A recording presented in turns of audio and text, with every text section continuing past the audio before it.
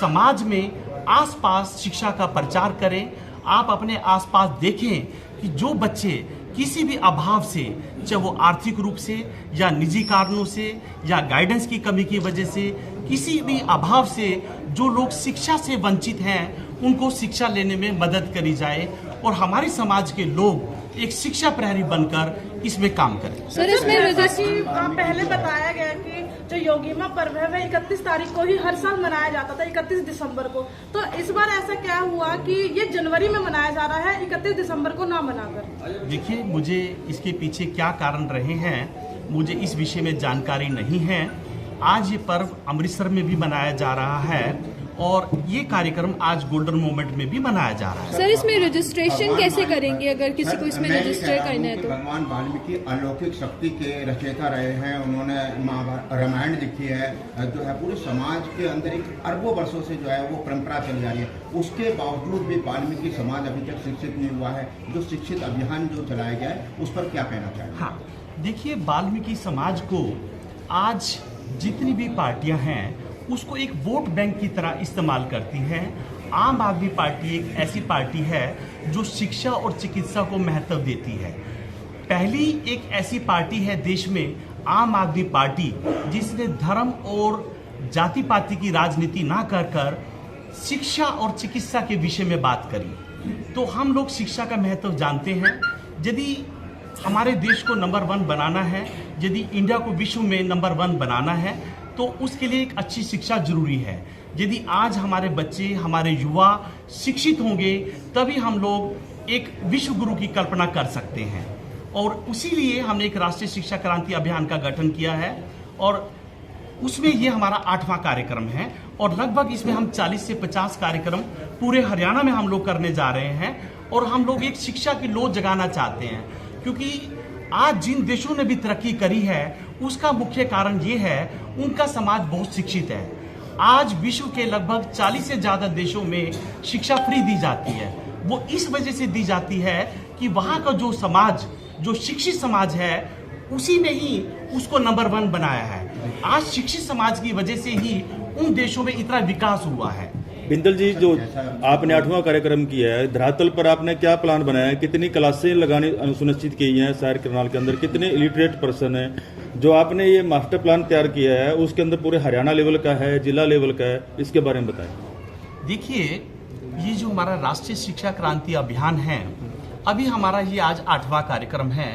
इसमें लगभग हम लोग 50 कार्यक्रम करने जा रहे हैं। जो पहले 15 से 20 कार्यक्रम हैं वो करनाल में होंगे और इसके बाद ये बाकी कार्यक्रम हरियाणा के विभिन्न हिस्सों में होंगे। इस कार्यक्रम का जो मुख्य उद्देश्य है, एक अवेयरनेस क्रिएट करना है। हम इस कार्यक्रम के माध्यम से जो शिक्षा की जो इम्पोर्टेंस है वो बताना चाहते हैं और जो मौजूदा सरकार है उसको हम जगाना चाहते हैं, जो इस समय सोई हुई है। हरियाणा में जो शिक्षा का जो बजट है वो 20,000 करोड़ है।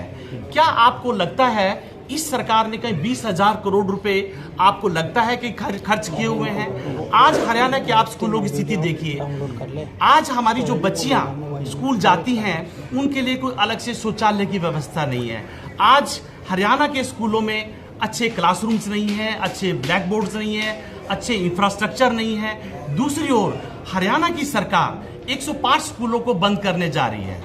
हमें बड़ा ताजुब होता है, एक हरियाणा का शिक्षा मंत्री शायद 10वीं पास भी नहीं है। हमें ताजुब होता है कि हरियाणा में शिक्षा का विकास कैसे होगा। क्या कारण है सर, वहाँ पर इस प्रकार की कोई भी फैसिलिटी नहीं है? नर्क की जिंदगी जी रहे हैं, चाहे जो जिस भी वाल्मीकि बस्ती हो, मॉडल टाउन की हुई या इधर की हुई, जो भी बस्ती हुई, मतलब कोई भी नेता ऐसा वाल्मीकि बस्ती में जाकर नहीं देखता। सब बात करते हैं वाल्मीकि की और वाल्मीकि बस्ती की, वाल्मीकि उत्थान की। देखिए, खुद देखा है कि सफाई कर्मचारी का भी, देखिए जैन साहब, सफाई कर्मचारी तक ही सीमित रहता है, उससे आगे नहीं बढ़ पाता।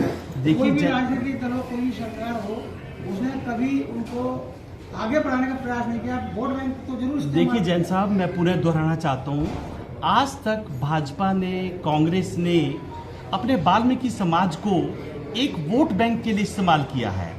ये आम आदमी पार्टी एक ऐसी पार्टी है जो शिक्षा और चिकित्सा का महत्व समझती है। इसीलिए आज आम आदमी पार्टी का जो राष्ट्रीय शिक्षा क्रांति अभियान जो हमारा विंग है उसने बीड़ा उठाया है कि वाल्मीकि समाज को कैसे शिक्षित किया जाए और उसमें कैसे लोगों को आगे लाया जाए और कैसे उस समाज में जो लोग हैं वो शिक्षा प्रहरी बनकर काम करें। जो बच्चे किसी भी अभाव से शिक्षा से वंचित हैं उनको शिक्षा दिलाई जाए। जब हमारे बच्चे शिक्षित होंगे तभी हम लोग मेक इंडिया नंबर 1 का जो हमारा मिशन है उसको पूरा कर सकते हैं और भारत विश्व में राजगुरु बने। बिंदल जी, आपने सिर्फ वाल्मीकि समाज के ऊपर उठाया, लेकिन इसके साथ में और भी झुग्गी झोपड़ी वाले हैं और भी ऐसे दबे कुचले समाज के लोग हैं, उनको कैसे कवर करोगे आप? सर, इस कार्यक्रम के माध्यम से हम समाज के सभी वर्गों को कवर कर रहे हैं। एक आज का जो ऐसा कार्यक्रम है, ये योगिमा पर्व के उत्सव की वजह से हमने वाल्मीकि समाज को समर्पित किया है। ऐसा नहीं है, हमारे जितने भी इससे पहले 7 कार्यक्रम हुए हैं, हमने समाज के सभी वर्गों को बुलाया है। हमने सभी अध्यापकों का सम्मान किया है, जितने भी अच्छे विद्यार्थी हैं हमने उनका सम्मान किया है। इस कार्यक्रम का मुख्य उद्देश्य शिक्षा को बढ़ावा देना है और सोई हुई हरियाणा सरकार को जगाना है ताकि वो शिक्षा के क्षेत्र में काम करे। जितने भी अध्यापक इस समय सड़कों पर हैं उनकी मांगों को पूरा करे और जो हरियाणा सरकार स्कूल बंद करने जा रही है डीमर्जर के नाम पर, वो ऐसा कार्य ना करे। की जा रही है, उसके विषय में आपका क्या कहना है? जबकि राहुल गांधी बीजेपी कहती है कि भारत तो पहले से जुड़े हुए हैं। मेरी आपसे प्रार्थना है, जो आपने बच्चे इसमें रजिस्टर कैसे करेंगे, रजिस्ट्रेशन कैसे की जाएगी? बेटे एक मिनट भाई, आप लोग भी अपना जैन साहब आइए, आपका सवाल है। एक मिनट सर, शिक्षा जैन साहब, एक मिनट सुनो। देखिए जैन साहब, हमारे वरिष्ठ और अभियान, ये तीनों शब्द हैं। इन तीनों शब्दों का अलग अलग महत्व है। इन तीनों महत्व में आप कहां तक अपने खड़े उतरते हैं और क्या कहना चाहेंगे? प्लीज अपना आप प्रश्न दोबारा कीजिए। मैं आपसे पूछना चाह रहा था कि पहले परंपरा थी सरभोज की, मतलब वाल्मीकि बस्ती में, दलित बस्तियों में सभी वर्ग के लोग सरभोज का आनंद लेते थे और उससे समरसता फैलती थी। लेकिन पिछले कुछ वर्षों में परंपरा खत्म हो गई और सामाजिक कटुता बढ़ गई, उस चीज का भाव बढ़ गया। ऐसा कोई आयोजन शुरू करेगा? मैं समझता हूं कि किसी के घर पे जाके भोजन कर लेना या फिर उसके ऊपर हमें राजनीति करना, सरभोज की बात करना और फिर उनके बच्चों को शिक्षा न देना, रोजगार न देना, उस समाज को मजबूती न देना, ये राजनीतिक छलावा रहा है और हम सब इसको राजनीतिक छलावा मानते हैं। आम आदमी पार्टी एक ऐसी पार्टी है जो शुरुआती दिनों से क्रांतिकारी भावना की पार्टी रही है। इसमें सब देशभक्त और ईमानदार प्रवृत्ति के लोग हैं जो पूरे हरियाणा को नहीं, पूरी दिल्ली को नहीं, पूरे देश को दुनिया में नंबर 1 देश बनाने का प्रयास कर रहे हैं। चाहे वो शिक्षा के माध्यम से हो, चाहे जैसा कि बिंदल साहब ने कहा, चाहे वो चिकित्सा के माध्यम से हो, चाहे रोजगार के नए नए अवसर दिए जा रहे हो, चाहे बुजुर्गों के सम्मान की बात हो, चाहे महिलाओं की सुरक्षा और उनके सम्मान की बात हो, चाहे उनकी सुरक्षा की बात हो, तमाम प्रकार से 135 करोड़ जो हमारे देश के लोग हैं उन सबको साथ लेके, जैसा कि बिंदल जी ने कहा कि 13 अगस्त को हमारी पार्टी के संयोजक आदरणीय अरविंद केजरीवाल जी ने हिसार से आगाज किया था कि पूरे भारतवासी मिलके हम मेक इंडिया के माध्यम से इस देश को दुनिया में नंबर 1 देश देखना चाहेंगे। उसमें चाहे आपका वर्ग हो, चाहे व्यापारी वर्ग हो, चाहे हमारे कर्मचारी वर्ग हो, चाहे हमारे किसान भाई हो, चाहे युवा और नौजवान भाई हो, चाहे हमारी मातृशक्तियां हों, हमारी बहनें हैं। एक एक नागरिक का इस अभियान के अंदर अपनी अपनी अहम भूमिका है। हम सबको मिलजुल के इस देश को नंबर 1 देश बनाने का काम आम आदमी पार्टी के द्वारा किया जाने का प्रयास चल रहा है। सर, भारत जोड़ो यात्रा के बारे में आपका क्या कहना है? अरे यार, कहाँ पर जा रही है, क्या कांग्रेस वापसी कर रही है? कल करनाल में आए, काफी जोश लगा कांग्रेस कार्यकर्ताओं में, उसको लेकर क्या है? भारत जोड़ो यात्रा से पहले हमारे देश में किसान आत्महत्या कर रहा है, इस गम को तोड़ो। भारत जोड़ो यात्रा के अभियान से पहले हमारे देश में कैसे रोजगार के अवसर बढ़ेंगे, ऐसी उम्मीद को जोड़ो। भारत जोड़ो अभियान से पहले किसानों को कैसे सम्मान मिलेगा, युवाओं को कैसे रोजगार मिलेगा, महिलाओं को कैसे सुरक्षा मिलेगी, हमारे बच्चों को कैसे शिक्षा मिलेगी, हमारे लोगों को कैसे स्वास्थ्य की व्यवस्था ठीक होगी, इन पहलुओं पे काम करना ज्यादा आवश्यक है। और जहां भी उनकी सरकारें हैं पहले वहां ये सब करके दिखाएं। भारत जोड़ो यात्रा तो हम कभी भी कर लेंगे, हम एक देश के नागरिक हैं, हम सब जुड़े हुए हैं, इसमें जोड़ने वाली कोई या अलग वाली कोई बात ही नहीं है। देखिए सर, मैं इसका जवाब दे देता हूँ। भारत जोड़ो यात्रा एक राहुल गांधी जी का एक अच्छा इनिशिएटिव है, पर मैं आपको ये बता दूं, ये भारत जोड़ो यात्रा ना होकर ये कांग्रेस जोड़ो यात्रा है। आज हमारा देश इतना कमजोर नहीं है कि उसको जोड़ने की जरूरत पड़े। जरूरत है मजबूती की, शिक्षा के मंदिरों की और अपने अस्पतालों की। हम उनकी अपने शिक्षा मंदिरों की और अस्पतालों की ईंटों को मजबूत करने की जरूरत है, ताकि हमारी जो युवा पीढ़ी है शिक्षित होकर हमारे जो राष्ट्र निर्माण का जो सपना है, मेक इंडिया नंबर 1 का सपना है, वो पूरा कर सके।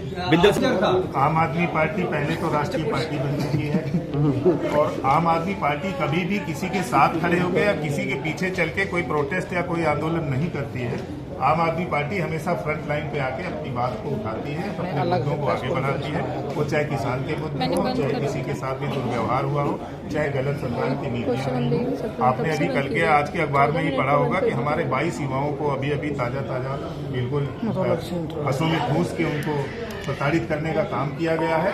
तो आम आदमी पार्टी आज से नहीं, जब से बनी है, हर बुराई के खिलाफ है और हम क्रांतिकारी लोग हैं, देशभक्त लोग हैं। हमेशा सरकार की जो भी बुराइयां होंगी, सरकार की नीतियों में जो भी खामियां होंगी, जो भी हमारे बेसिक मुद्दे हैं, उनकी आवाज हम हमेशा बुलंद करते रहेंगे और करते रहेंगे। आप मेरे सवाल को काट रहे हैं। मेरा सवाल ये था कि आपकी पार्टी के लोग मान नदारत क्यों हो गए, सिवाय गिनती के 4-5-6 लोगों को, और उन्हीं की गिरफ्तारियां हुई, बाकी कहाँ चले गए? वो कहाँ चले गए, वो कहाँ गए? देखिए, हमारी पार्टी के सारे लोग वहाँ पे आए, उन्होंने अपनी आवाज उठाई। पुलिस कितने लोगों को लेके जाती है, ये प्रशासन का मुद्दा है। हमारे पूरे हरियाणा में वो है ही नहीं वहाँ पर। आप गए, मतलब गिरफ्तारी का नौबत, वो मौके पे थे ही नहीं, कहाँ है वो? चंद लोग रह गए, चंद लोग थे, वही रह गए। नहीं, मैं इनसे जानना चाह रहा हूँ, इनके पास शायद इनके पास प्रदेश की जिम्मेदारी है, जानकारी तो इनके पास भी होगी ना, तो आपने फीड नहीं करा इनको? ऐसी कोई पार्टी नहीं है जो इतने कम समय में इतने बड़े पैमाने पे खड़ी हुई हो। और पूरे देश में अगर आंदोलन और प्रोटेस्ट का हिसाब लगाएंगे तो शायद सरकार के खिलाफ सबसे ज्यादा बोलने और सबसे ज्यादा आंदोलन करने वाली बुराई, जो सरकार की जितने भी गलत कार्य रहे हों, जो बुराइयां रही हों, उसके खिलाफ आम आदमी पार्टी हमेशा आवाज उठाती रही है। आम आदमी पार्टी का एक एक सदस्य क्रांतिकारी है, उसको आप भागने वाली संज्ञा नहीं दे सकते हैं। आप कहीं भी चले जाएं, हरियाणा में चले जाएं, उत्तर प्रदेश में चले जाएं, दिल्ली में आप कल का देखिए, परसों का देखिए, तो हम लोग अपनी आवाज को बुलंद करने वाले लोग हैं, क्रांतिकारी आवाज को उठाने वाले लोग हैं। हरियाणा में खेल मंत्री पर सर आरोप लगे हैं महिला जो खिलाड़ी है उसके रिलेटेड, तो इस बारे में आपका क्या कहना है? क्या आम आदमी पार्टी इस पर कुछ कर रही है? मैं समझता हूं कि मंत्री के तौर पे ये बहुत बड़ा मजाक है और उसके खिलाफ आम आदमी पार्टी हमेशा इस बात की खिलाफत करती रही है और करती रहेगी। तो जो वो कांड हुआ, गिरफ्तारी हुई आम आदमी पार्टी के लोगों की, सर इस्तीफा दे दिया है तो वहाँ पे मैटर फिनिश हो जाता है मंत्री जी ने। आप उसकी निंदा करते हैं? गिरफ्तारी हुई, अगर हम किसी भी बुराई के खिलाफ अगर हम अपनी आवाज उठाते हैं, ये हमारे नैतिक मूल्यों के हिसाब से हमारी अपनी अधिकार हैं, और अधिकारों के विरुद्ध अगर सरकार अपनी ताकत का प्रयोग करती है तो उसकी निंदा हमें नहीं, आपको सबको करनी चाहिए। मतलब आप भी समर्थन करते हो या नहीं करते? सवाल तो आपका है। हम लोग तो यानी कि जो देख रहे हैं, जनता देख रही है, वो बोलेंगे। आप क्या कहते हैं इस बारे में? अगर जो आपके साथ में वो बैठे सुनील जी, उनकी गिरफ्तारी हुई, उनकी जो है पगड़ी उतरी, और इतना बड़ा यानी कि ये पगड़ी उतरना मैं समझता हूँ बहुत बड़ा मजाक हुआ ये, उस बारे में आपका क्या? बिल्कुल भी हम उस पूरे प्रकरण की निंदा करते हैं और निंदा करेंगे, उसके साथ हैं बिल्कुल। तो जो जिला के साथ जो भी गलत हुआ, जिला इकाई के लोगों ने कोई जिम्मेदारी नहीं समझी। पिछले दिनों पंजाब रोडवेज की एक बस ने एक व्यक्ति को उठा के फेंक दिया और वो जूरी मौत से लड़ता रहा। आज तक पंजाब में चूंकि आपकी सरकार उसी समय हादसा हुआ, आज तक ना तो उस बंदे को आम आदमी पार्टी ने कोई सहायता दी। हमने मतलब सब जगह अवगत कराया केजरीवाल जी तक को, और उसमें पंजाब के मुख्यमंत्री को भी मेल भेजी। आज तक उस ड्राइवर का कोई भी कुछ भी बुरा नहीं हुआ। क्या वो आम आदमी पार्टी का कार्यकर्ता, जो ड्राइवर कंडक्टर जिसने एक बंदे को उठा के फेंक दिया? सुनील जी इस बात को जानते, सुनील जी बड़े प्रयास किए उनसे मिलने के, सुनील जी मिले भी, लेकिन क्या आम आदमी पार्टी को कंडक्टर के खिलाफ कार्रवाई नहीं करनी चाहिए आम आदमी पार्टी सरकार को? क्या सरकार को, क्या पंजाब सरकार को एक बेचारे गरीब व्यक्ति को मुआवजा नहीं देना चाहिए था? तो आज तक नहीं मिला उसको। ये जो मुद्दा है, हमने अपने जो हरियाणा के प्रभारी हैं सुशील गुप्ता जी, जब आपने इस मुद्दे को मेरे संज्ञान में लाया, मैंने तुरंत ये अपने सुशील गुप्ता जी जो हमारे हरियाणा के प्रभारी हैं उनके संज्ञान में लाया और माननीय सुशील गुप्ता जी ने इस मुद्दे को हमारे जो पंजाब के माननीय मुख्यमंत्री श्री भगवंत मान जी हैं उनके संज्ञान में लाया।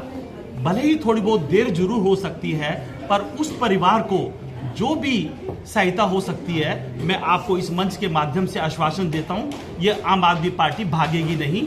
उस परिवार की जो भी मदद हो सकती है हम करेंगे, और नहीं तो हम लोग लोकल लेवल पे मदद करेंगे। आज मैं आपको ये आश्वासन देता हूं। बिंदल जी, भारत जोड़ो यात्रा का अन्य देशों में क्या मैसेज आएगा? देखिए, मैं पुनः कहता हूं कि ये भारत जोड़ो यात्रा नहीं है, ये कांग्रेस जोड़ो यात्रा है। हमारा देश इतना कमजोर नहीं है कि उसको जोड़ने की जरूरत पड़े। मैं फिर कहूंगा, इस समय जो मजबूती की जरूरत है या जोड़ने की जरूरत है, जो शिक्षा के मंदिर हैं और जो हमारे अस्पताल हैं, उनकी ईंटों को मजबूत करने की जरूरत है, उनको जोड़ने की जरूरत है। हमें भारत जोड़ो यात्रा की जरूरत नहीं है। Thank you sir, thank you. जो दिल्ली में जो भाजपा सरकार है, पहले उन्होंने ये कहा एमसीडी में आम आदमी पार्टी को बहुमत मिला है और हम लोग मेयर का इलेक्शन कॉन्टेस्ट नहीं करेंगे। आप देखिए जैसे जैसे ये 6 जनवरी नजदीक आई, उनकी स्टेटमेंट बदलती चली गई और जो एलजी हैं वो अपनी मनमानी कर रहे हैं। जो वहां पे नॉमिनेटेड जो काउंसिलर्स हैं उनको पहले शपथ दिलाई गई। आम आदमी पार्टी पहले लिखित में ये आश्वासन चाहती है कि वो जो नॉमिनेटेड काउंसिलर्स हैं, क्या उनके पास वोट देने का अधिकार है या नहीं। क्या आम आदमी ये पार्टी एक को कॉन्स्पिरेसी है। डर है सर किसी चीज? यस, देखिए पास में ऐसा कभी नहीं हुआ। ये भारतीय जनता पार्टी का कोई भी भरोसा नहीं है। दिल्ली में जो एलजी है वो सेंट्रल गवर्नमेंट की कठपुतली की तरह काम करते हैं और एलजी हमेशा से ही आम आदमी पार्टी के जितने भी स्टेट वेलफेयर के काम हैं उनमें रुकावट डालने का प्रयास करते हैं। एलजी को ये एक आश्वासन देना चाहिए, जो नॉमिनेटेड लोग हैं उनको वोट देने का अधिकार है या नहीं, क्योंकि इससे पहले कभी भी किसी नॉमिनेटेड काउंसिलर्स ने कभी वोट नहीं दिया और ना ही उनको वोट देने का अधिकार है। हमें इस बात का डर है कि वो जो नॉमिनेटेड काउंसिलर्स हैं जिनको पहले शपथ दिलाई है, उनको शायद ये लोग वोट देने का अधिकार ना दे दें।